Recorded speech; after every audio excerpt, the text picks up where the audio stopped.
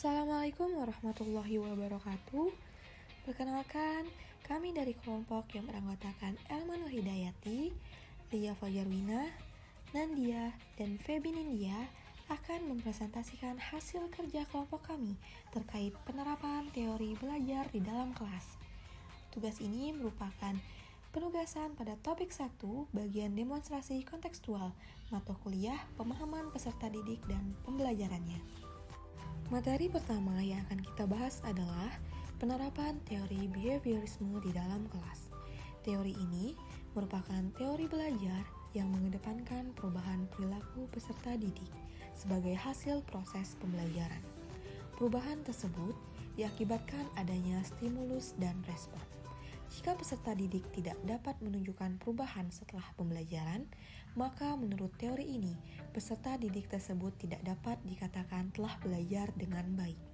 Oleh karena itu, guru harus menyusun materi atau bahan ajar secara lengkap, mulai dari materi sederhana ke materi yang kompleks.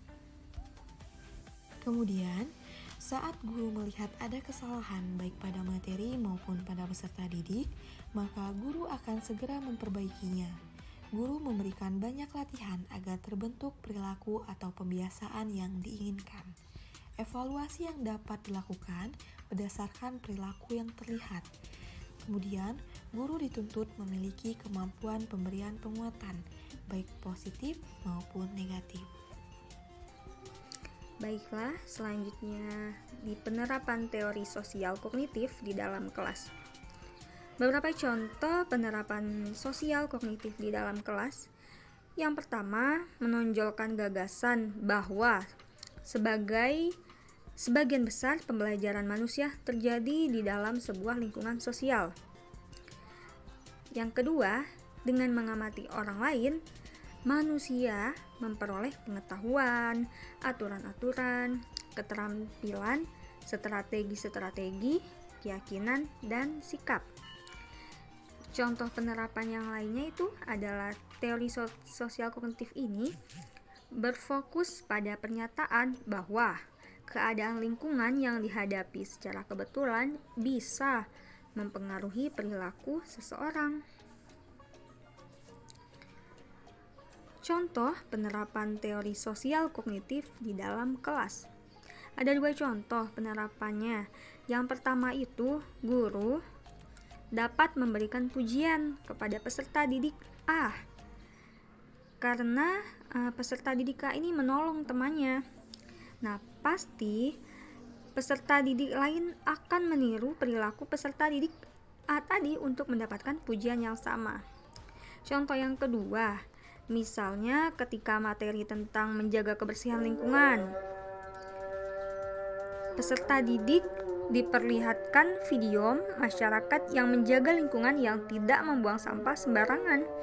Dari video tersebut, peserta didik diharapkan nantinya bisa meniru perilaku tersebut. Teori belajar yang mengedepankan kegiatan mencipta serta membangun pengetahuan dari suatu yang telah dipelajari. Kegiatan membangun atau konstruktif dapat memacu peserta didik untuk selalu aktif sehingga kecerdasannya akan terus meningkat. Pembelajaran yang berbasis proyek sehingga mengasah kemampuan 4CC peserta didik. Guru mengembangkan kegiatan inquiry atau penemuan di semua topik pembelajaran. Memunculkan rasa keingintahuan peserta didik terhadap suatu permasalahan melalui bertanya. Terakhir, membentuk masyarakat belajar atau belajar dengan kelompok-kelompok tertentu. Selanjutnya, model-model pembelajaran yang terbentuk berdasarkan prinsip konstruktivisme.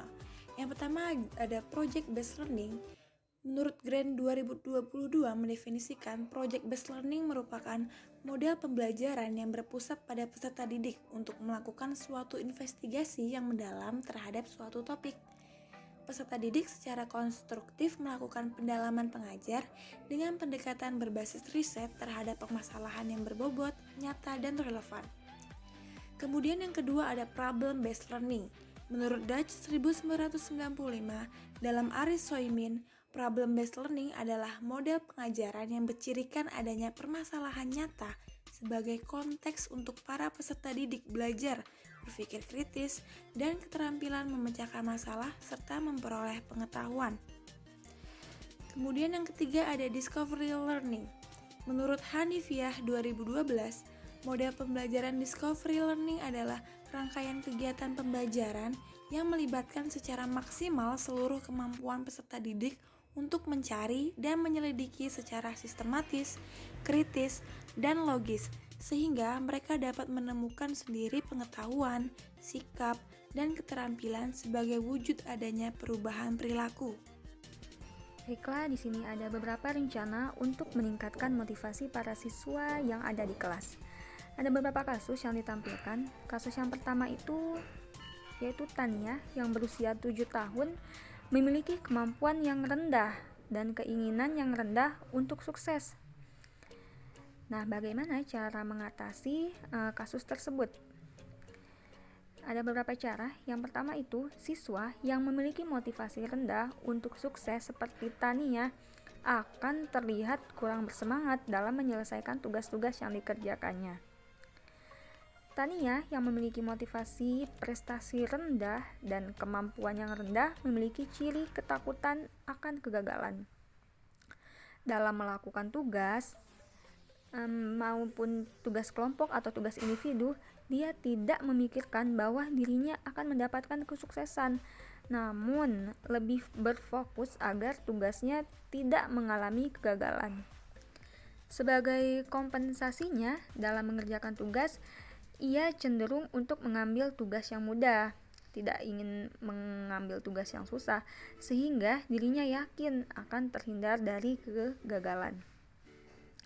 Bagaimana cara untuk memotivasi Tania? Caranya itu adalah dengan meningkatkan motivasi Tania agar menjadi peserta didik yang aktif.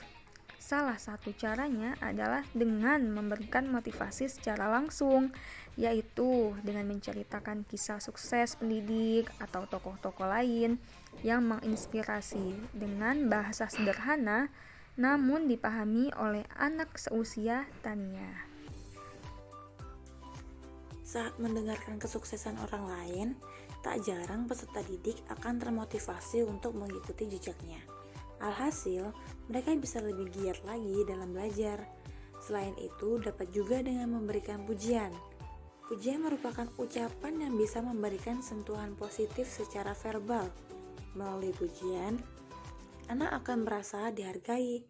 Contohnya, pendidik bisa memberikan apresiasi pada Tania dengan memberikan pujian saat ia berhasil menyelesaikan tugas dengan baik.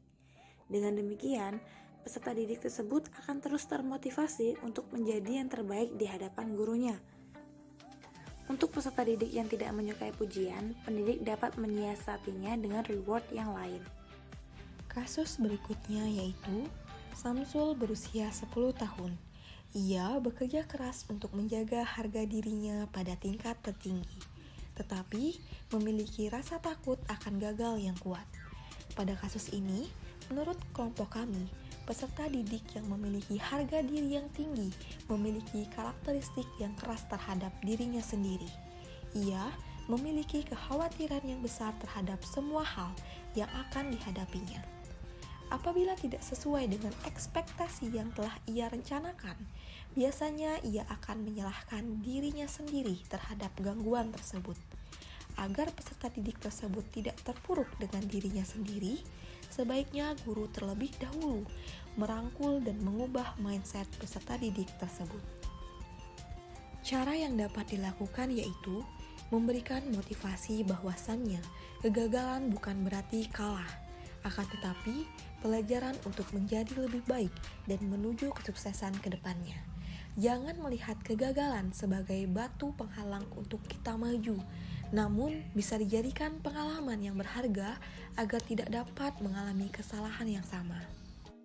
Guru juga dapat memberikan motivasi berupa pola pikir yang berbasis spiritual yang akan membawa perubahan akhlak dan sikap yang berimplikasi mengubah hidup dan nasib mereka menjadi lebih baik, indah, dan bermakna. Layaknya 3 langkah yang dijelaskan oleh Law of Attraction, meliputi keberanian meminta, keyakinan akan menerima, dan perasaan telah menerima. Kasus selanjutnya yaitu mengenai Sandra yang berusia 13 tahun yang tenang di kelas dan meremehkan keterampilan mereka. Maksud meremehkan di sini adalah meremehkan kemampuan diri sendiri atau merasa tidak percaya diri. Percaya diri adalah sikap yang yakin akan kemampuan diri sendiri. Faktor yang mempengaruhinya ada dua, yaitu internal dan eksternal. Internal berasal dari dalam diri sendiri, sedangkan eksternal berasal dari lingkungan sekitar.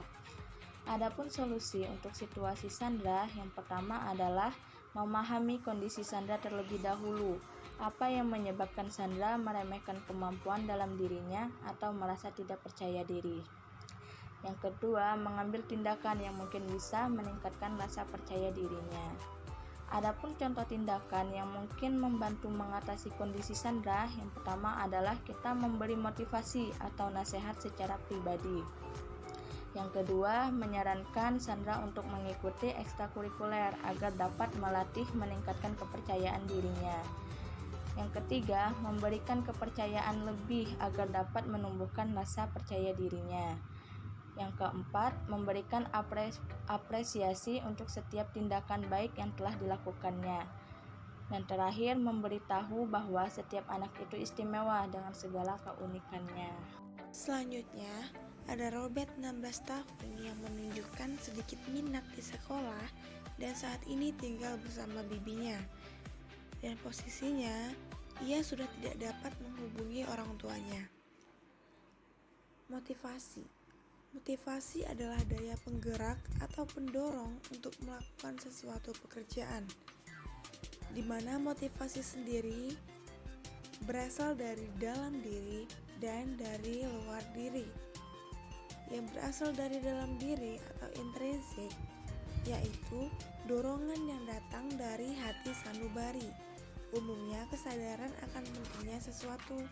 Motivasi yang berasal dari luar atau ekstrinsik adalah dorongan yang datang dari luar diri atau lingkungan, misalnya dari orang tua, guru, teman-teman, dan anggota masyarakat. Disinilah orang tua berperan menumbuhkan motivasi atau rangsangan dari luar yang kemudian mampu secara alamiah menumbuhkan motivasi dari dalam diri anak tersebut. Dalam kondisi Robert yang hidup bersama bibi tanpa orang tuanya, maka Robert otomatis tidak mendapatkan motivasi atau pendorong utama dalam hal belajar. Jadi, guru yang mengajar di sekolahlah yang akan menjadi pembentuk motivasi untuk Robert melalui pembelajaran yang diikuti Robert, ataupun lewat bimbingan secara tersendiri terhadap Robert. Tidak hanya itu, guru juga melakukan komunikasi terhadap bibinya agar tetap memberikan motivasi kepada Robert dan membimbing Robert melaksanakan pendidikannya. Sekian presentasi dari kelompok kami. Lebih dan kurangnya kami mohon maaf. Kami akhiri. Wassalamualaikum warahmatullahi wabarakatuh.